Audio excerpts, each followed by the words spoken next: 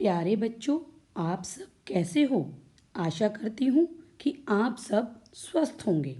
तो आज हम पढ़ेंगे हमारी व्याकरण का एक विषय जिसका नाम है क्रिया। आपके सामने कुछ चित्र हैं। जैसे पहले चित्र में कुछ बच्चे नाच रहे हैं। दूसरे चित्र में एक लड़की गेंद से खेल रही है।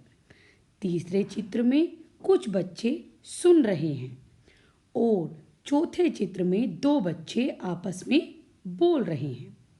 तो बच्चों, ये कोई ना कोई काम कर रहे हैं।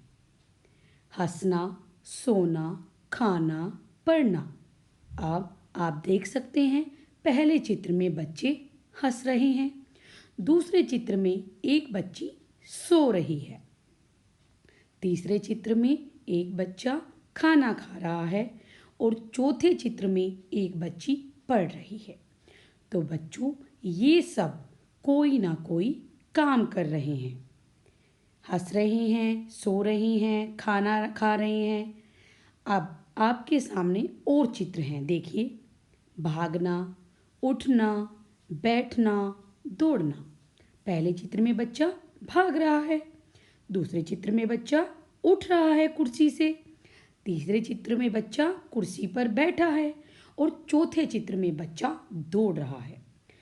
तो सारे चित्रों में बच्चे कोई ना कोई काम कर रहे हैं और काम करने को हम कहते हैं क्रिया। तो आज हम पढ़ेंगे क्रिया। अब हम पढ़ रहे हैं क्रिया की परिभाषा। ऐसे शब्द जिनसे किसी काम के करने या होने का बोध होता है। बोध अर्थात पता चलता है, उसे हम क्रिया कहते हैं। जिस शब्द से किसी काम के करने का या होने का पता चलता है, उन्हीं शब्दों को हम क्रिया कहते हैं। अब हम पढ़ रहे हैं क्रिया के उदाहरण। क्रिया के बहुत सारे उदाहरण होते हैं। कोई भी काम को क्रिया कहते हैं।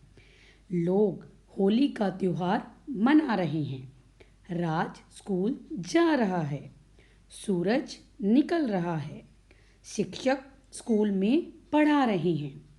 खेत में किसान फसल काट रहा है। गाय घास खा रही है। नदी में पानी बह रहा है। इन सब वाक्यों में कोई ना कोई काम हो रहा है। पहले में मनाना, जाना, निकलना, पढ़ाना, काटना, खाना, बहना, ये सब काम है।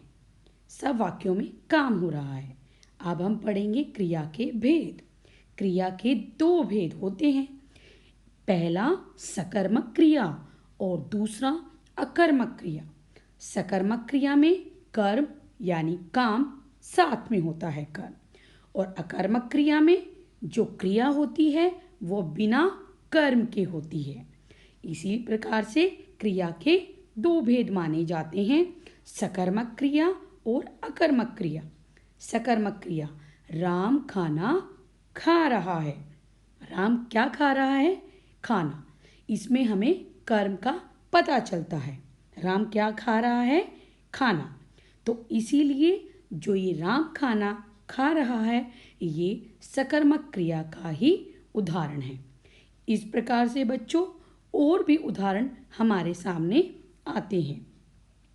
अब हम देखेंगे और उदाहरण। अब अकर्मक क्रिया। अकर्मक क्रिया, राम सो रहा है। राम सो रहा है, इससे में कर्म नहीं है। राम सो रहा है। कहाँ सो रहा है, कब सो रहा है, कब सोया है, कुछ नहीं पता।